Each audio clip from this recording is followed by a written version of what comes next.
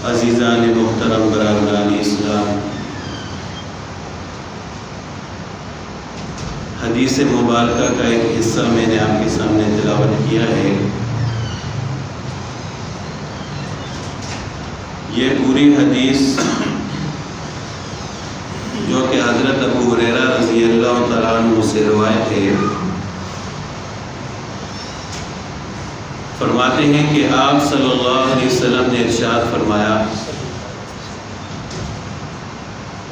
کہ ایک دینار وہ ہے جو آپ اللہ کے راستے میں خرچ کرتے ہو، جہاد وغیرہ میں یا مسجد بنانے میں یا کسی اور فلاحی کام میں، اور ایک دینار وہ ہے کہ جو آپ کوئی غلام آزاد کرنے کے لیے خرچ کرتے ہو۔ آج کل تو غلام نہیں ہے، یعنی اگر کوئی غلام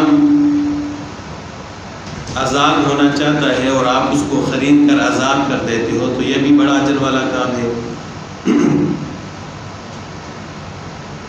اور ایک دینار وہ ہے جو آپ کسی مسکین پر خرچ کرتے ہو، اور ایک دینار وہ ہے جو آپ اپنے گھر والوں پر خرچ کرتے ہو۔ تو آپ صلی اللہ علیہ وسلم نے فرمایا کہ اعظم اجرا الذی انفقتہ علی اہلک، کہ یہ 4 دینار ہیں، ایک آپ اللہ کے راستے میں خرچ کرتے ہو، ایک آپ غلام آزاد کرنے کے لیے خرچ کرتے ہو، ایک آپ کسی مسکین پر خرچ کرتے ہو، اور ایک اپنے گھر والوں پر۔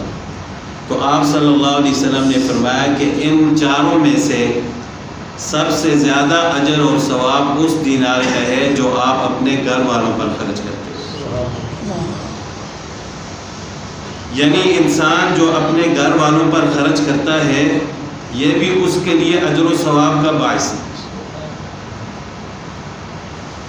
ہم لوگ بعض اوقات غلط فہمی میں مبتلا ہو جاتے ہیں کہ گھر میں جو گھر والوں پر، والدین پر، بیوی بچوں پر خرچ کرتے ہیں تو ہم بعض اوقات اس کو بوجھ سمجھتے ہیں کیونکہ ثواب کی نیت نہیں ہوتی، اور باہر کسی غریب کو دے دیتے ہیں یا دوستوں پر خرچ کرتے ہیں تو اس کو ہم ثواب کی نیت سے دیتے ہیں، تو اس میں ہم یہ سمجھتے ہیں کہ اس پر تو اللہ تعالیٰ اجر عطا فرمائیں گے، لیکن جو گھر میں خرچ کرتے ہیں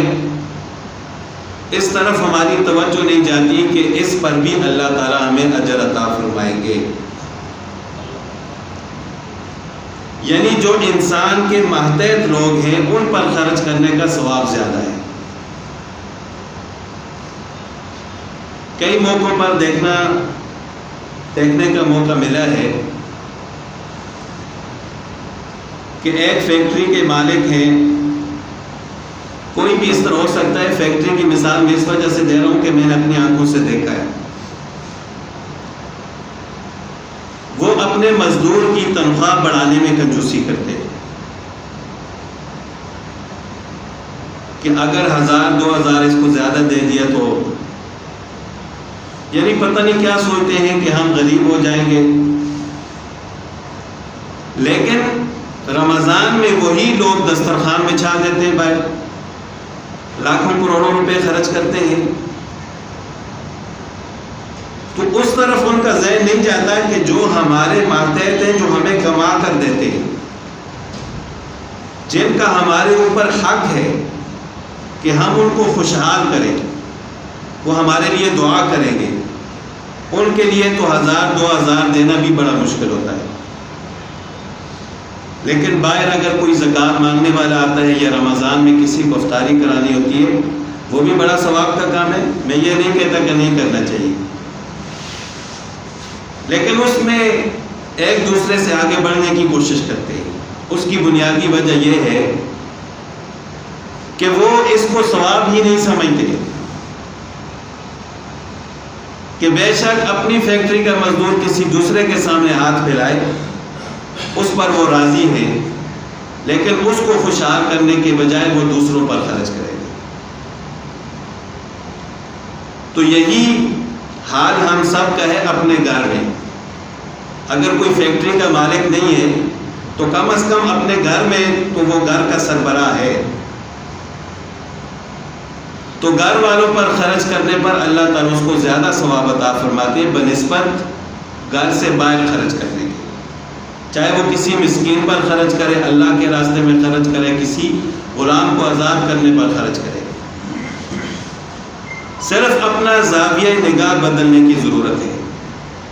یعنی جب ہم اپنے گھر والوں پر خرچ کریں تو نیت یہ کریں کہ ان کے حقوق اللہ تعالیٰ نے میرے اوپر رکھے ہیں، میں اس وجہ سے خرچ کر رہا ہوں. تو ایک تو وہ اپنے بیوی بچوں کا، اپنے والدین کا پیٹ بھر رہا ہوگا، اللہ تعالیٰ کا حق پورا کر رہا ہوگا، اور ساتھ ساتھ اس پر اللہ تعالیٰ اس کو ثواب عطا فرمائے گا اور زیادہ ثواب عطا فرمائے گا، کیونکہ وہ اس کے ماتحت ہیں. گھر والوں کے اس کے اوپر حقوق ہیں. باہر والے پر اگر آپ خرچ نہیں کریں گے تو کوئی اور خرچ کر لے گا، لیکن جو آپ کے گھر کے افراد ہیں ان کے حقوق آپ کے اوپر ہیں. وَعَلَى الْمَوْلُودِ لَهُ رِزْقُهُنَّ وَكِسْوَتُهُنَّ، کہ بیوی کا اور بچوں کا خرچ، ان کا رہن سہن، ان کے لباس کا خرچ، یہ سب والدین پر ہے، یعنی جو ان بچوں کا باپ ہے اور اس بیوی کا جو شوہر ہے یہ اس کے ذمہ ہے. تو انسان ہر کوئی اپنے گھر پر خرچ کرتا ہے، اپنے اوپر بھی خرچ کرتا ہے، تو خرچ کرتے وقت نیت یہ کرنی چاہیے کہ اس پر اللہ تعالیٰ نے اجر کا وعدہ فرمایا ہے اور ان کے حقوق میرے اوپر رکھے، اس وجہ سے میں خرچ کر رہا ہوں. تو اللہ تعالیٰ اس کو اور بھی زیادہ عطا فرمائیں گے اور خرچ کرنے پر ثواب بھی عطا فرمائیں گے. ایک آیت میں اللہ تعالیٰ کا ارشاد ہے کہ لن تنالوا البر حتى تنفقوا مما تحبون، کہ تم اس وقت نیکی کو نہیں پہنچ سکتے، یعنی نیکی حاصل نہیں کر سکتے جب تک اپنی محبوب چیز کو خرچ نہ کرو. اب صحابہ کرام نے جب یہ آیت سنی تو ہر ایک نے اپنی محبوب چیز اللہ کے راستے میں وقف کر دی. اگر کسی کو اپنا باغ محبوب تھا تو اس کو اللہ کے راستے میں وقف کر دیا، صدقہ کر دیا. اگر کسی کو گھوڑا بہت زیادہ پسند تھا تو اس کا صدقہ کر دیا. کسی کو بکری پسند تھی تو اس کا صدقہ کر دیا. کسی کے پاس کچھ اور سونا چاندی تھے، وہ اس کو محبوب تھے تو وہ اللہ کے راستے میں صدقہ کر دیے. اور بعض صحابہ کرام کی حالت ایسی ہو گئی کہ ان کے پاس جو کچھ بھی تھا وہ اللہ کے راستے میں خرچ کر دیا، یعنی گھر والوں کے لیے کچھ نہیں چھوڑا. تو پھر جب ان کو پریشانی ہوئی کہ اب اپنے لیے تو کچھ ہے ہی نہیں ہے، گھر والے بھوکے ہیں، ان کے بھی تو حقوق ہیں ہمارے اوپر،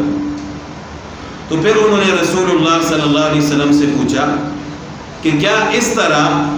صدقہ کرنا ہمارے لیے درست ہے کہ ہم سب کچھ اللہ کے راستے میں خرچ کر دیں اور اپنے لیے اور بیوی بچوں کے لیے کچھ بھی نہ چھوڑیں؟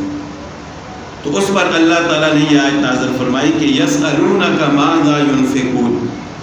کہ اے نبی صلی اللہ علیہ وسلم یہ ایمان والے آپ سے پوچھتے ہیں کہ ہم کیا چیز خرچ کریں. قل العفو، اللہ تعالیٰ نے فرمایا کہ ان سے کہو جو آپ کی ضرورت سے زائد ہو وہ خرچ کرو. یعنی خرچ کرنے کا یہ مقصد نہیں ہے کہ آپ خود بھی بھوکے رہو، اپنے اوپر ظلم کرو، اپنے بیوی بچوں پر ظلم کرو، اپنے بوڑھے والدین پر ظلم کرو، بلکہ جو آپ کی ضرورت سے زائد ہے وہ خرچ کرو. پہلے اپنے لیے رکھو، اپنے بیوی بچوں کے لیے رکھو، اپنی ضروریات پوری کرو، پھر اس کے بعد جو آپ کے پاس بچ جائے پھر اس کو اللہ کے راستے میں خرچ